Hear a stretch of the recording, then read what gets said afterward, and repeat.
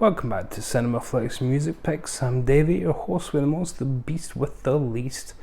Least we can do today is continue on with our Jimmy Stewart month, and episode 2 is going to be about the man who shot Liberty Valance, with Jimmy, of course, and John Wayne, amongst a cavalcade of character actors.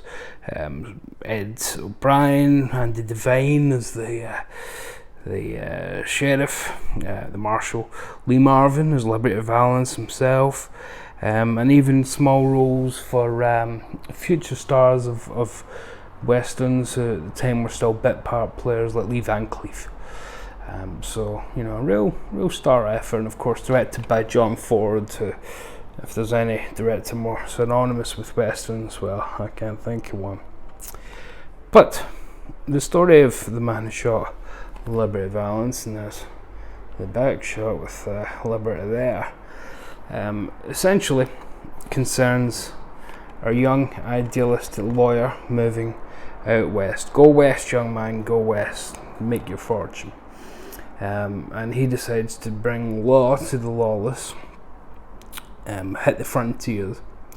And his first experience, literally coming into town, is being held up by a gang led by Liberty Valance, and he's told essentially, you know, don't try and use the law to get back at Valance. It's futile. There's only Western law out here, and that's the law of the gun. So, you know, either you better be a damn good shot, or you better leave town, because he's the second toughest guy south of the line, apart from me. It's old Tom Donovan, John Wayne's character. But the story's told in flashback, so we see a much older Jimmy Stewart, who's supposed to be quite young in this movie. They talk about him as this young idealistic lawyer, but he's quite clearly 50 odds even when they made the film. But you kind of ignore that, and the performances carry you through. So the young idealistic version is who we follow for the majority of the picture, but we start with an older Jimmy Stewart and his wife, played by Vera Miles, a Hitchcock regular, of course.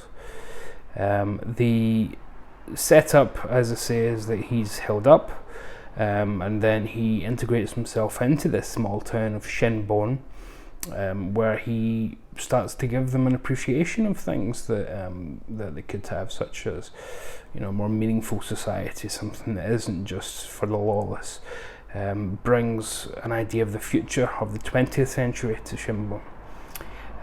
But standing in his way are two forces, and that's where I think this film becomes really interesting, is that essentially this is a really old school John Ford Western, but if it was made 20 years earlier, it would only have starred John Wayne and Lee Marvin, your white hat, black hat, classic Western trope.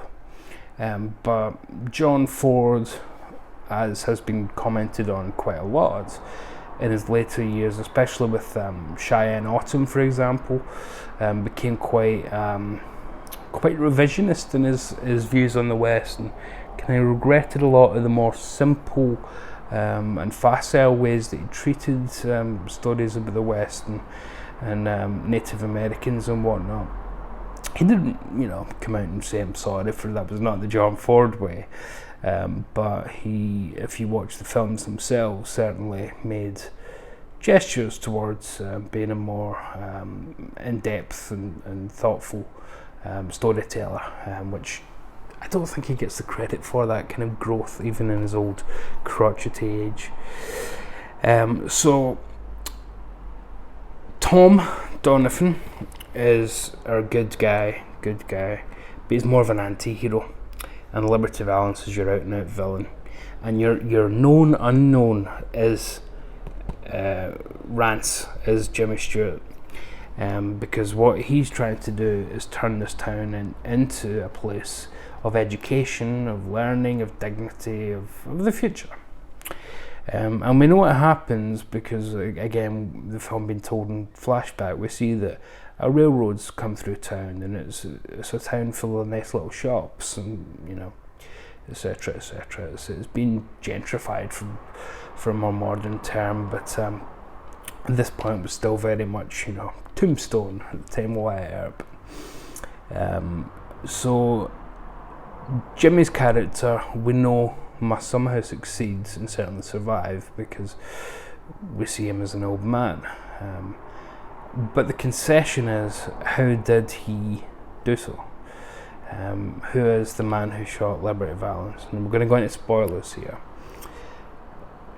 The great sacrifice of this film is that Tom Donovan, John Wayne's character, realises that the West is done, that his way of life is gone forever, and he takes the fall. He is there the fateful night where Jimmy Stewart finally realises that you can't beat Liberty Valance with books of law, that unfortunately frontier justice is the only justice he'll get out there, and he does have to face down Liberty Valance in a one-on-one. Unfortunately, he just ain't the gunslinger that Liberty is. But he blames himself for giving in to those base instincts, to having to become violence, to destroy violence, and presumably getting a lucky shot away. It's only later on that Tom reveals to him, John Wayne reveals to him, that he took the shot, that he was watching from the shadows and took the shot, and killed Liberty himself, so that Rance could have a clean conscience about never having killed, and he would have that off his character. It never quite leaves him, and that's kind of the tragedy of the character of Rance Stoddard, is that the last line in the movie, for example, is as he's an old man, he's going on the train, returning home, and says to Vera Miles, maybe we should retire and come back to Shinbone. The guy on the train, the busboy, whatever, says, can I get you this? Can I get you that? And he places his order, and the busboy says, nothing's too good for the man who shot Liberty Valance. So his legacy is that of violence, even though he never did kill Liberty Valance.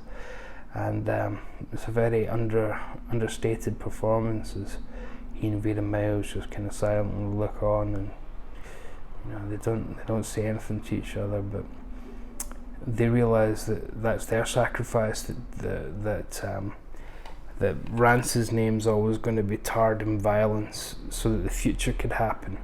Tom made the sacrifice of giving up Ali, giving up the girl, so that the future could be born, so that Liberty Valance and his ilk could be taken out of the equation, so that the railroads could come through. So it's a film where everybody's really giving up something, where the greater good, to quote Hot Fuzz, the greater good, is something that everybody accepts has to happen, and everybody's making either small or large sacrifices ultimately to make happen. It's a theme that would be reoccurring in westerns certainly throughout the 60s, and this was 1962. It's a theme that would be returned to by the likes of Sam Peckinpah and the Wild Bunch. These latter day gunslingers knew they were in the final days of the West, and it wasn't used to them that their way of life just couldn't sustain itself, that civilization was a coming. The big cities of the East were moving west, and like we see with any big city, gentrification always moves outwards, doesn't it? So it's a wonderful film, and it's filmed in black and white, even though again it's 1962 with a major director and major stars. And again, I think that's very conscious as well, because John Ford wants it to be a classic Western story. It's good against evil, but filtered through the idea of, no, there are shades of grey, and that's what Rance, that's what Jimmy Stewart's character is here to introduce, that it's not just we're the good guys, so we have the right to kill the bad guys. There has to be justice, there has to be something else. So filming it in the same black and white that he did, and Stagecoach or My Darling Clementine, where things were simpler, were not as in depth, and it was all the good guys must triumph and the bad guys must be defeated, and there's no shades of grey.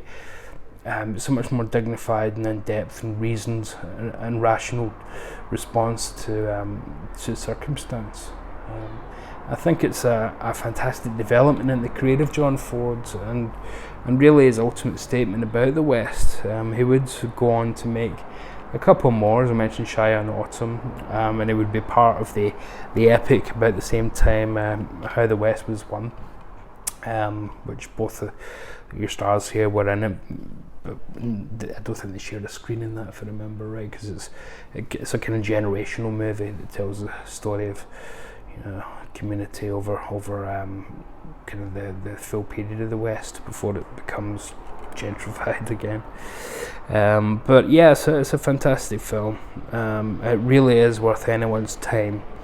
And again, this is the iconic quote from it, where Rance finally confesses his story to the now editor of the paper that he used to be associated with when he was first in town as a young man, that he didn't kill Liberty Valance, that Tom did. And the editor rips up the story, throws it in the fire, and says, "This is the West, sir. When the legend becomes fact, print the legend." And that, that's become kind of the most famous thing about the film, that we go with the legend. And I think that's how somebody like John Ford would have justified those earlier films, that we go with the legend. You want to see the legend of Wyatt Earp and My Darling Clementine, not the facts. You want to see the legend of these, iconic gunslingers, not the fact that a lot of them were brutal mercenaries and cold-blooded killers. You want to see the white hats and the red hats, the black hats, or the cowboys and the Indians. And a lot of those were grossly simplified to the point of being insulting to modern audiences. But John Ford realised as early as this that, I did go too far in that direction, so I'm going to address these kind of themes and make a more up to date point about how the West was really won, and it wasn't won by the gunslingers. It was won by the trains coming through, and it was won by men like Rance, educated men, and bringing prosperity to the West for larger groups than just those who could afford to steal some cattle and things. But Jimmy's performance in it is fantastic. Almost goes without saying, but he's perfectly in tune with it. Again, he is too old to play the young Rance, but his performance is so electric that you tune straight in on it, to his frequency. So when he's referred to as that young lawyer, and he's clearly 52 or whatever, it doesn't matter. You just go with the flow. Lee Marvin as Liberty is the personification of just evil. I mean, there's a terrific scene which sums up the whole experience in the cafe where Rance is working to kind of pay off his debt to the people that helped him after being jumped by Liberty on the stagecoach, where he's had the steak prepared for Tom, and Liberty Valance trips him up, and the steak goes flying, and Jimmy goes falling on the floor, and everybody laughs. But then John Wayne interjects and says, "That was my steak, Liberty." Lee Marvin, "You heard him, dude. Pick him up." "I said you, Liberty." And we're about to see this great face-off before Tom interjects and says, "For God's sake, is this what we are? We're just animals here to destroy each other. It's a steak. It's a steak, for God's sake. Yeah, I'll pick it up." And that kind of sums up the film just as well as the whole print the legend. That really sums it up. The film is encapsulated all in that one scene. So I think it's one of the great westerns. I think it's one of the great westerns by a master of the genre who was evaluating his place in the genre and his legacy. John Ford, fascinating character, who wouldn't admit so publicly, but certainly did have ideas about his earlier notions, and whether he did go too far in one direction, whether he did simplify things. Talking about the marshal that it is right there. Whether he did simplify things to the point of being facile in those early films.